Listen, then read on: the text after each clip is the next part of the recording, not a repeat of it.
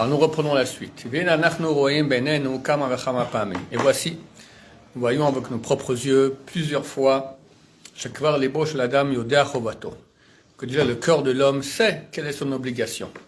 Ça nous concerne tous, je pense. Et a été authentifié chez lui qu'est-ce qui est bien pour sauver son âme. Et quelle est son obligation par rapport à son créateur.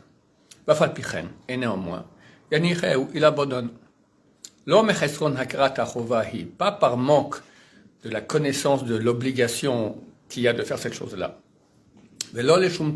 Et pour aucune raison. Mais parce que la lourdeur de la paresse se renforce contre lui. Très souvent, vous verrez qu'il y a des choses que si tu cherches pourquoi, il n'y a aucune raison. Pour rien. Ça s'appelle du Yetzirah. Voilà, c'est la force d'inertie terrible. Vrai ou Omer, et voici il dit, Achol Kima, Ochal Kima, je vais manger un peu. Oishan Kima, je vais dormir un peu. Okaché Alayet Set Mi Beti, c'est dur pour moi de sortir de la maison.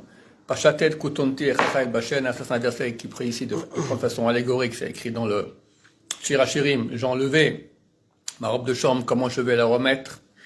Chama Azab Baolam, le soleil est très fort dans le monde. Hakara Rabba, il fait très froid, ou Akshamim, où il pleut.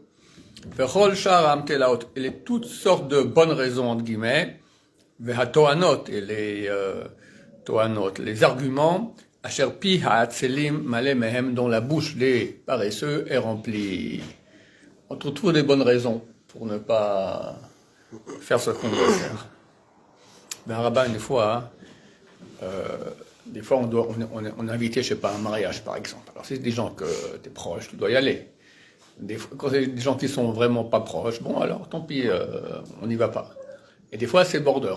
Tu sais pas très bien, oui, non. Et puis, ça te casse les pieds. Faut partir, en plus, même pas une voiture, on a qui sont en bus, aller, c'est un voyage, venir là-bas, ça prend du temps.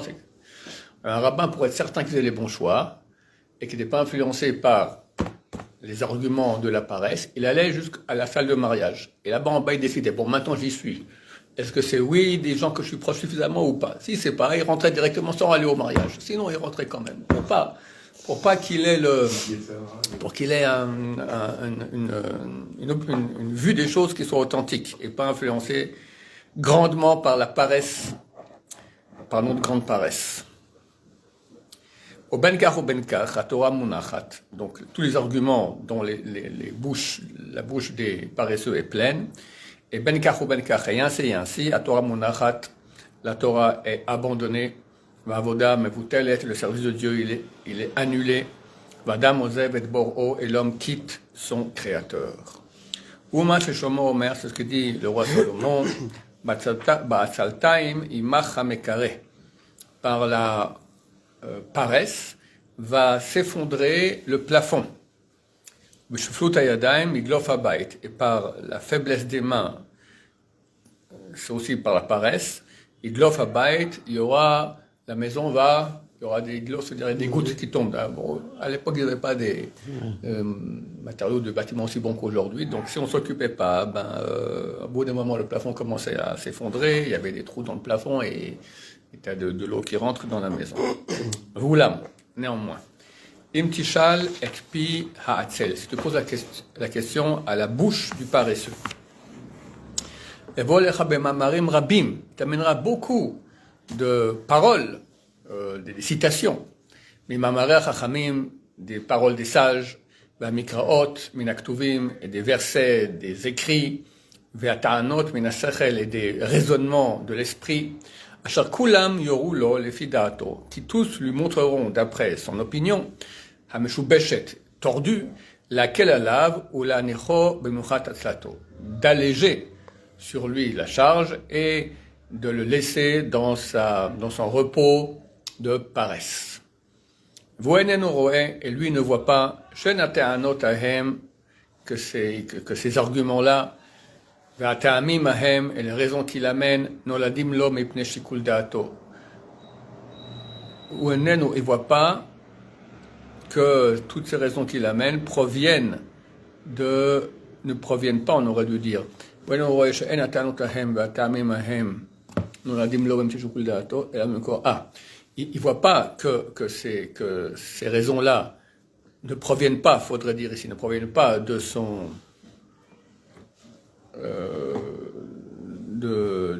jugement, le jugement de son esprit, mais mimekor atzlato hem novim, mais de la source de sa paresse, ils viennent. Asher beyotam hi goveret bo matadato. Du fait qu'elle se renforce en lui, elle penche son esprit, vesirlo et sa raison, elle a ta'anot à elle vers ses arguments. Asher lo ishma lekol hachamim, il n'écoutera pas les paroles des sages, vanche adea hanechona, et les paroles des gens qui ont une opinion juste. Très souvent, tu vas lui dire au paresseux, non mais tu auras toujours de bons arguments pour s'arranger. Tout ça pour légitimer, soi-disant, sa paresse. Uma sheshomot soveach vomer, c'est ce que le roi Salomon crie et dit. Chacham atzel be'enav, sage est le paresseux à ses yeux, Meshiva, Meshivetam, plus que 7 personnes qui donnent des bons arguments. Il a toujours raison. Car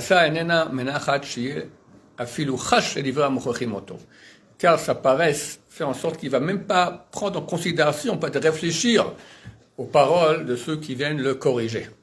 Mais il pensera que tout le monde se trompe. Veshotim, ce sont tous des sots. Et lui seulement est intelligent. Tout ça à cause de la paresse énorme. Bon, je crois que les choses sont très claires. La paresse, là, dans ce qu'il dit, c'est rattaché à l'ego. Oui, bien sûr. L'ego, c'est faire ce que j'ai envie. On a parlé très souvent de quand je dis ce que j'ai, ce J apostrophe, c'est qui? C'est ma nefesh behemit, ma partie animale, mon âme animale, qui elle aime tous les plaisirs de ce monde, qui peut être la colère, il se fâche, qui peut être la nourriture, qui peut être les filles, et qui est aussi beaucoup la paresse. D'accord? Quoi de meilleur que de se reposer?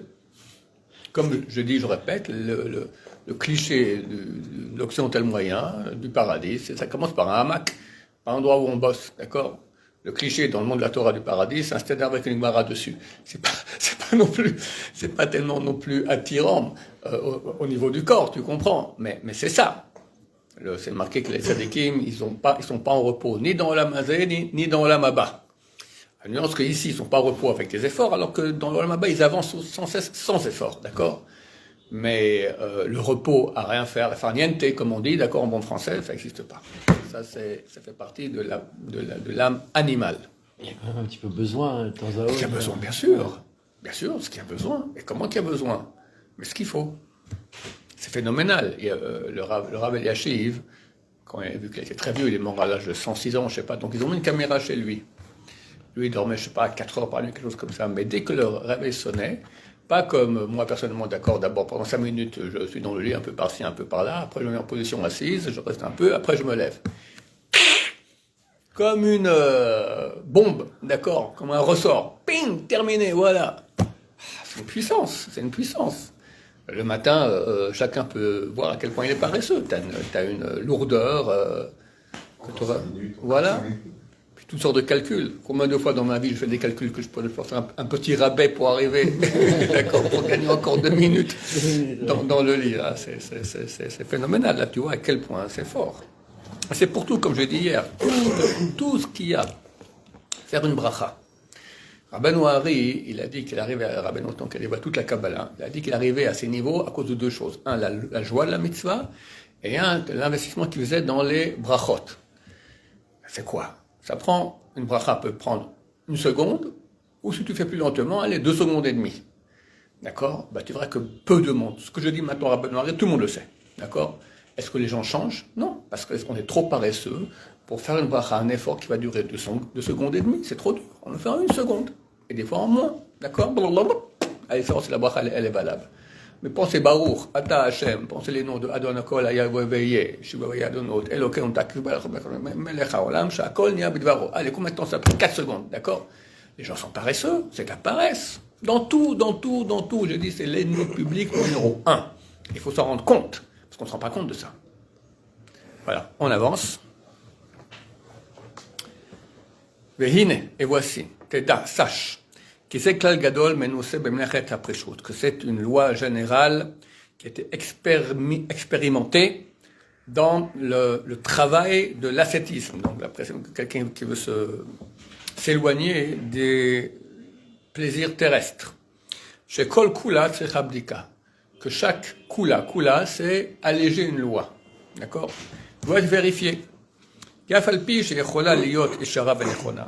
Car bien qu'elle peut être juste et utile, comme tu dis maintenant, voilà, quelqu'un veut faire une sieste, d'accord? Alors, il va juger combien de temps il va faire la sieste, d'accord? Ou la nuit, combien de temps il va dormir. On doit dormir, c'est certain que c'est. Maintenant, il veut rajouter un peu plus, par exemple. C'est une Kula, d'accord? Alors, est-ce qu'elle est Omnam? Donc, elle peut être juste. C'est vrai que tu as besoin d'un peu plus de sommeil, tu es fatigué, et tu dois dormir. Omnam, néanmoins, Karov Adavar, c'est plus proche de dire, j'étais me'atzot ha'yetzer ou mirmotav, qu'elles proviennent des conseils du Yetzer Hara, du mauvais penchant, mirmotav, et de ses pièges. Alken tzarich livdok achareya, pour ça qu'il faut la vérifier, bachakirot, avec des enquêtes, vedrishot, et analyses, rabot, nombreuses, bien vérifiées. Est-ce que ça provient du Yetzer Hara? Et très souvent, on dira que oui, ça change rien, parce qu'on succombe. Mais il faut se battre. Et si après notre analyse de notre enquête, on voit que cette Kula, elle est raisonnable, alors c'est clair qu'elle est bonne. Baruch Adonai, l'olam, amen, amen.